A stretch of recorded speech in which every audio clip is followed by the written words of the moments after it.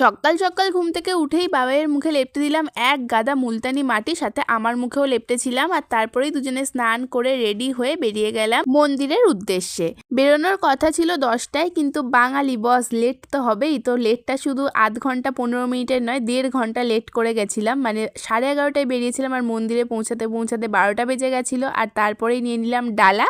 এবারে ঠাকুরের জন্য আমি একটু বড় মালা কিনেছিলাম, অনেকদিন ধরে ইচ্ছে ছিল ঠাকুরকে এই বড় মালাটা দেওয়ার। আর ফাইনালি আজকে কিনে ঠাকুরের গলায় পরিয়ে দিলাম। না আমি পরাইনি, ব্রাহ্মণ মশাই পরিয়ে দিয়েছিলেন।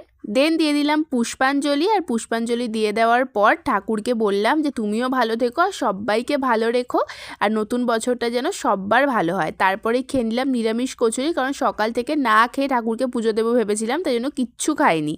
আর রাস্তায় আস্তে আস্তে দেখলাম কত গাছ, আর গাছ না কিনে থাকা যায়, তাই জন্য কি করব, 4টে গাঁদা ফুলের গাছ কিনে নিলাম আর তারপরেই বাড়ি চলে এলাম। তো আজকে ভিডিওটা এখানেই। ভিডিওটা ভালো লাগলে একটা লাইক করে দিও।